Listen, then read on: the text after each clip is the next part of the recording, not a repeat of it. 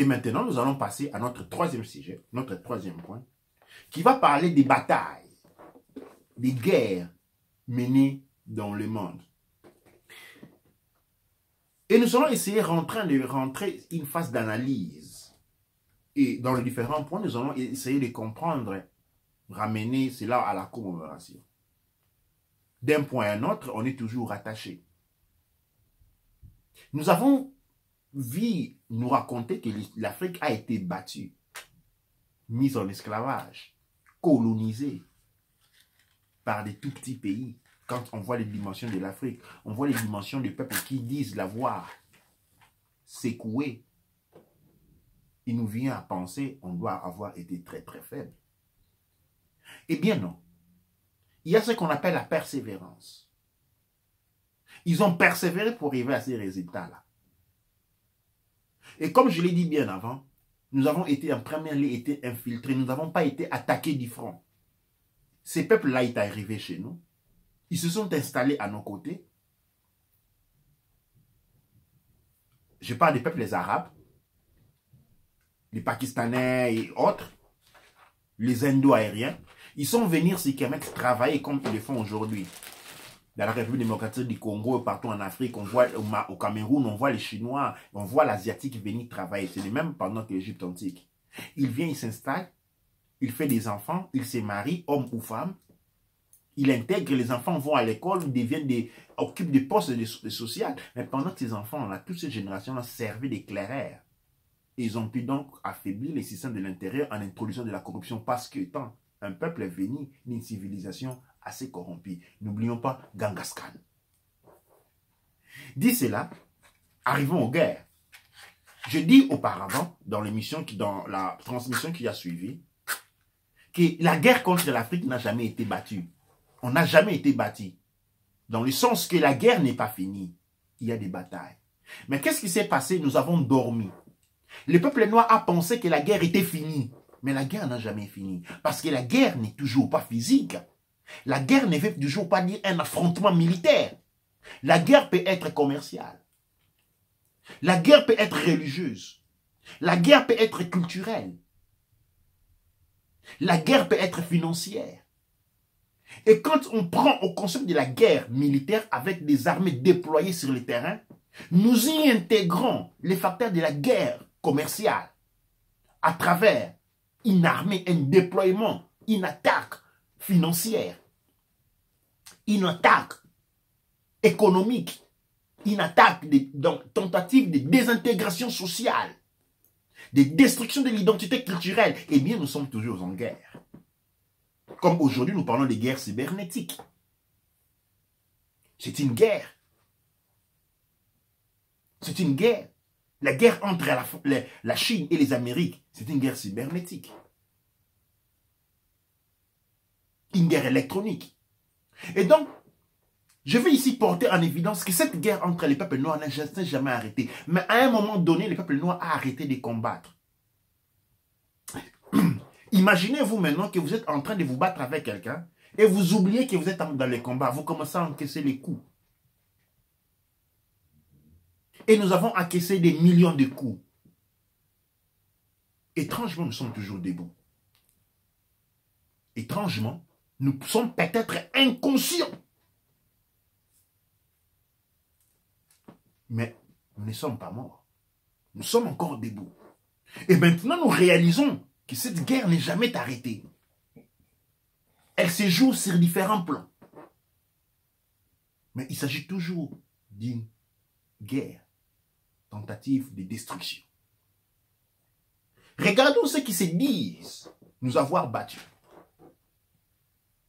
Dans chaque bataille, ils sont toujours venus en 50 contre 1. Je vous rappelle Kadhafi. C'était toute l'Europe contre 1. Et avant tout, ils se sont arrangés, comme dans le passé, à corrompre tous les autres présidents africains de manière qu'ils ne puissent à isoler Kadhafi et qu'ils ne puissent pas obtenir l'aide des autres. La même s'est produit avec Nzingankouvo, avec tous les autres royaumes et systèmes sociaux de pouvoir noirs kémétiques. Le même s'est produit encore aujourd'hui. Comme je disais avant, on ne peut pas dire avoir été perdu. Nous ne pouvons même pas dire que nous avons perdu une bataille quand nous nous sommes battus 1 contre 50. Parce que quand vous vous battez 1 contre 50 personnes, vous devriez mourir. Et quand vous vous êtes battu contre 50 personnes et vous n'êtes pas mort, c'est-à-dire vous avez gagné. Parce que l'objectif de ceux qui vous attaquent à 50 contre 1, c'est celui de vous éliminer. Et quand ils n'ont pas été en mesure de vous éliminer, c'est-à-dire vous avez vaincu. Parce qu'ils ont échoué dans leur objectif de vous éliminer. Parce que vous êtes vivant, vous n'allez pas gagner physiquement. Vous avez résisté à l'attaque de 50 personnes. Et oui, nous sommes les gagnants. Regardez vos chers scènes et scénettes. Regardez à côté de vous, regardez votre frère noir, votre sœur noire. Dites-lui, vous êtes un gagnant. Regardez votre mari, dites-lui que vous êtes un gagnant. Regardez votre moute, votre femme, dites-lui que vous êtes un gagnant.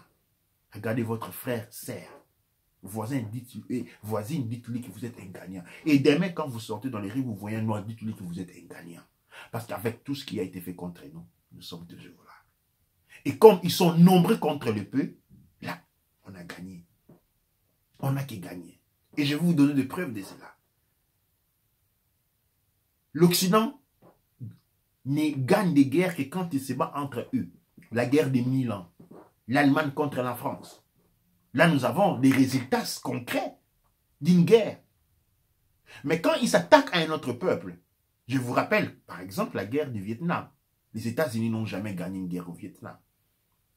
Ils ont dû faire voir des films au contraire pour faire croire à leur population durant la propagande qu'ils avaient gagné la guerre. Or, l'armée américaine s'est battue contre des civils au Vietnam et ils ont perdu. La même s'est répétée en Afghanistan avec les corps qui ont fait les scandales aux États-Unis. On a vu des milliers de corps des Américains retourner aux États-Unis parce qu'ils avaient été battus sur le terrain. Par qui? Par des civils.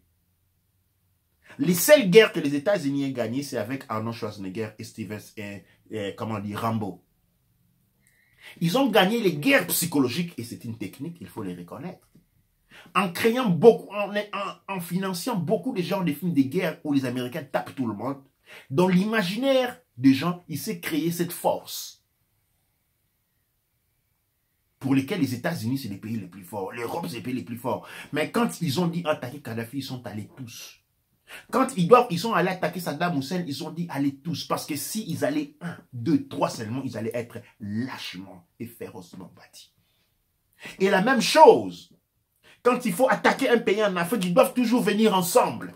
Mais le mythe de la force est maintenu par les films que nous avons regardés. La propagande télévisive.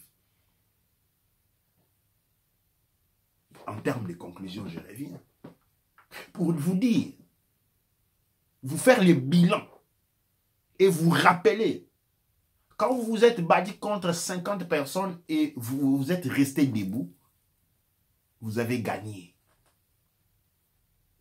Et avec ce que nous avons subi, comme injustice du point de vue social, comme infiltration, destruction, anéantissement, tentative de destruction de l'identité culturelle et authentique, destruction du système social, destruction de nos cadres de vie, destruction de tout, même de la culture, de l'identité, de la religion, de la morale, de l'éthique, de l'image, de la pensée, de la perception et de la conscience. Après toute cette attaque magistrale, aujourd'hui, je suis là pour vous rappeler que nous sommes encore debout. Et si nous sommes debout, après une attaque de ce genre, cela signifie une seule chose. Nous sommes peut-être blessés, fatigués, mais nous avons gagné. Même cette bataille-là. Nous l'avons toujours gagnée. Et peuple des Kama, je vous invite maintenant à faire vibrer là où vous êtes Vibrez à l'intérieur de vous-même. Reconnaissez-vous votre identité et réalisez que vous n'avez jamais